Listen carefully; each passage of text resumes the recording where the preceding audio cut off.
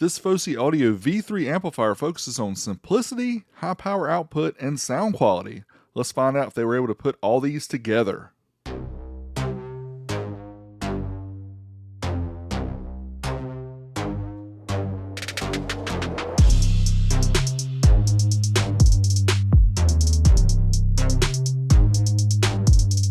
Over the years, these mini amplifiers designed for home audio use have been very popular on my channel. Most recently, the FOSI Audio BT20A Pro is one I reviewed. You can check the link in the video description.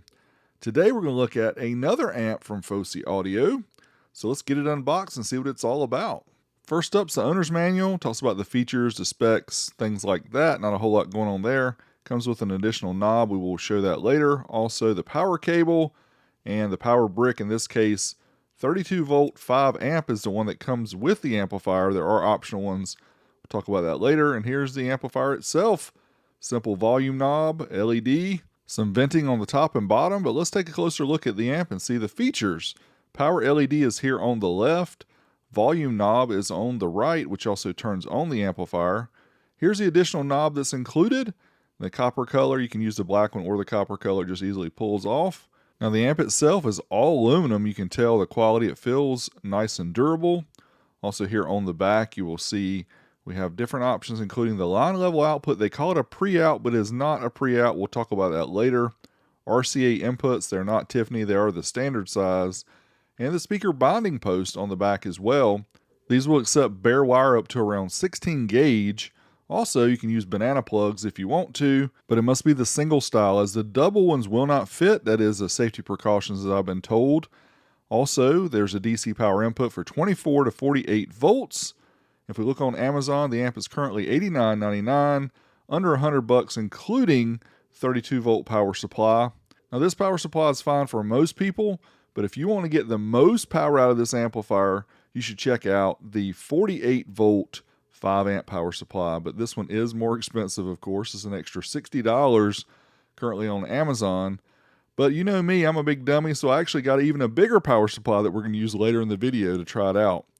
As far as dimensions, 6.8 inches for the depth, 1.6 inches for the height, and 4.2 inches for the width. Now, the depth, I'm including the knob all the way back to the binding post. This amp claims max 300 watts by 2 with the Texas Instruments TPA 3255 amplifier chip. Also, op amps TE NE5532s are replaceable for those who want to geek out with the sound quality to change it even more. Other things to note are extremely high signal to noise ratio, low THD. It also boasts Japanese and German capacitors and inductors, once again showing the focus on sound quality. As far as output goes, using a 32 volt 5 amp power supply, 50 watts per channel at 8 ohms, 100 watts per channel at 4 ohms. Using a 48 volt 5 amp, 115 per channel at 8 ohms, 230 by 2 at 4 ohms. And if you have a 48 volt 10 amp power supply, which we're going to show that in this video as well, 140 watts at 8 ohms, 280 watts per channel at 4 ohms. As part of my testing process, I used my amplifier dyno to find out the true power output of these amplifiers. On the left, you'll see the power output in watts. In the middle, the ohm load. On the right, the voltage of the dyno. However, since this is not a car amp, you can't really pay attention to the voltage of the dyno because it's powered by batteries. We do have these amplifiers plugged directly into a 15 amp wall outlet, 122 volts AC. First up, we'll run the test with the included 32 volt 5 amp power supply. This here's my favorite part. First up, we'll try 8 ohms stereo with a 32 volt power supply. Assume 50 watts by 2, according to their rating chart. Certified test first to 1% distortion, 43 and 42, so just a little bit shy of what they said it would do. Let's try the uncertified test, which takes us up to the clipping point of the amplifier, 46 and 44, close to that 50 watts, just not quite there. Dynamic power sends a pulse tone of 1 kilohertz into the amp, and we do get the 50 watts by 2 they rated at, 52 and 51 watts. Next up, we will try 4 ohms, rated 100 watts by 2 according to the chart we saw earlier. We'll talk about later how this works, because I know what some of you guys are thinking. 72 and 71, up to 1% distortion. Uncertified to the clipping point, get a little bit more, 79 and 76. And then the dynamic burst. See if we can get that 100 watts. It's getting there, getting kind of close. Right at it, 197 using that dynamic pulse tone. Now let's try the bigger 48 volt 5 amp or 240 watt power supply. 8 ohms according to the chart, 115 watts by 2 is what they state. Let's find out. Certified test first is the clean one to 1% distortion. 95 and 92, so we're not quite there to the 115, not too far away, but still not quite there. Uncertified to the clipping point, 1 kilohertz tone, 105 and 102. So almost there. Now, but dynamically, can we get there? Yeah, pretty much it. 116 and 114 dynamically using the 1 kilohertz pulse tone. Actually leveled out right there at 116. Now let's try 4 ohms. They say 230 by 2. Certified test. Let's see what we get. Can we get 230? No? 177 and 172 though. That's not bad. Uncertified to clipping. Can we get even more? I bet we do. Yeah, there's your 200. 202 and 197. Dynamically though, what can we get? Yeah, it keeps counting up. Man, that is so close to the 215 they rated at. 211, 215, and 213.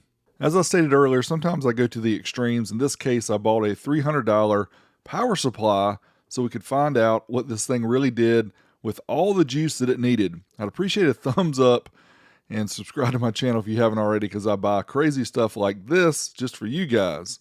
I did cut off one of the cords going to the power supply so I can use this directly wired in through this new.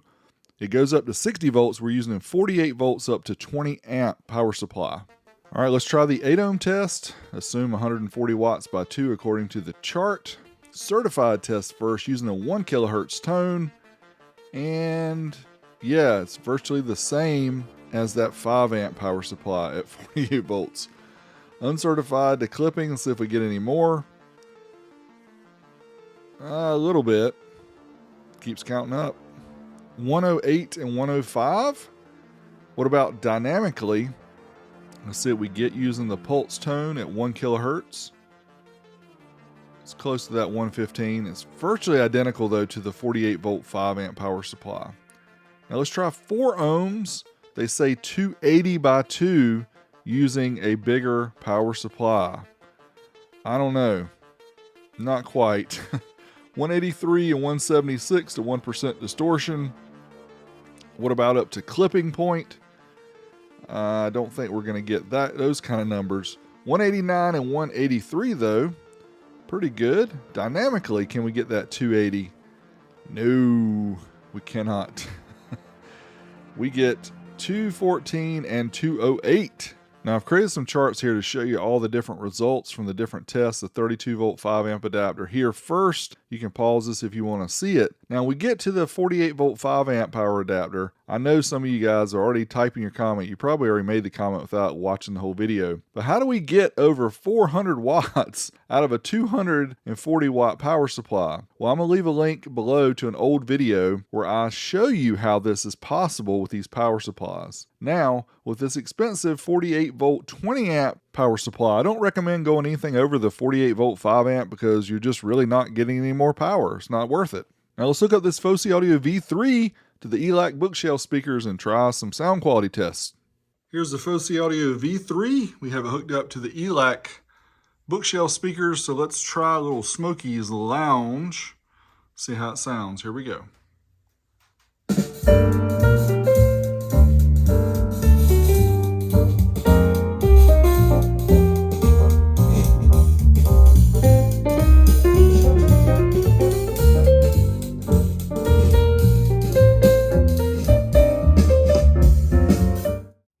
Of course, we have to try Smoke Jacket Blues.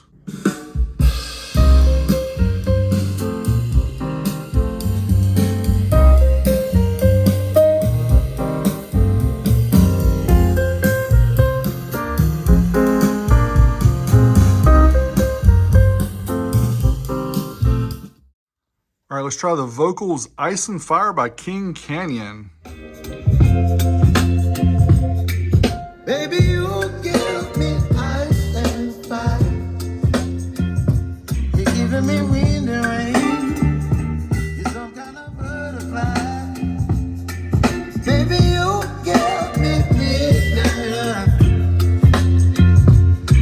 up my appetite.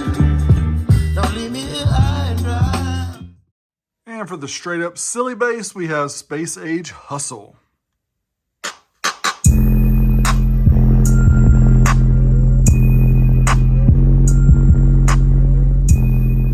I'll talk over this part because you just really want to watch the speakers move anyway. You don't care about hearing them. Overall, the sound quality of this amp was really good. I really liked the sound quality, had no complaints at all. In fact, I was pretty impressed with it. It sounded really good compared to other amps I've listened to.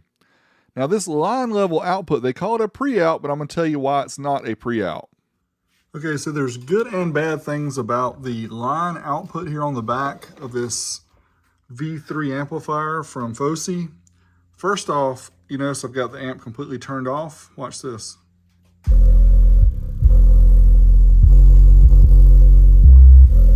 Pause it. So I've got the line out going into this RCA splitter going to the back of this Kenwood powered subwoofer.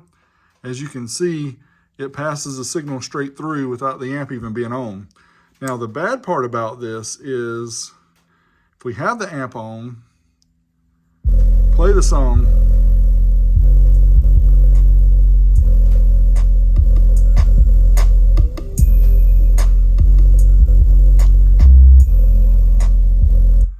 So I'll pause it. Hopefully you can catch this. So it is truly a line output. It's not a variable output. So if you want to use this like with a subwoofer, it doesn't vary with the volume on the front of the unit, which a normal subwoofer would want to do that. It's truly a line level output. It's fixed coming out of this amplifier. So just use that information as you will, but it's a little unfortunate that it doesn't vary with the volume. That way you can have a true 2.1 system. Now let's take a look inside to find out what's inside this mini amplifier. Take off several screws here off the back. You have to take the little knob off the front. And then we can slide the little amplifier board out. Take a closer look and see what it's all about. There you have it. Looks very simple. Let's do a fly over here so you can see what it's like being the cameraman flying over the shot. And here's all the different components to take it apart. But let's take a closer look here. The op amps, you can see the two op amps here. These are replaceable. It's recommended that you use a special tool, the NE5532Ps. Here's what a tool looks like to pull those out. Don't use pliers because you will bend the legs. Now, large heatsink attached to the chassis and the TI3255 amp chip is buried. Where is it buried? I don't know. Somewhere out in the desert, I guess. This is not a Mickey Mouse program! Thanks big time FOSI for this part. You can pause it if you want to see all the different components of this really cool mini amplifier. Now let's move on to the pros and cons. Find out what I like, what I think could be better, at least things to be aware of. Big power and small size, no doubt that 3255 chip is king.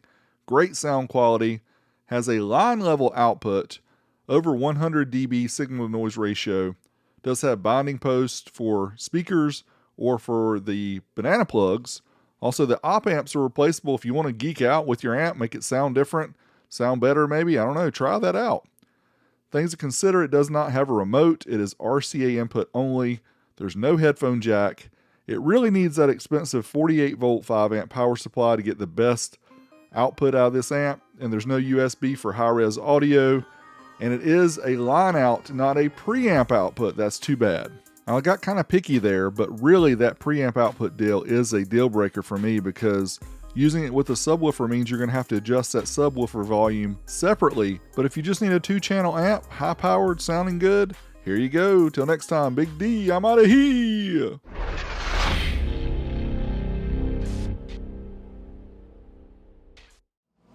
All right, let's try it. 2 ohms, dynamic burst, 1 kilohertz with the lab power supply.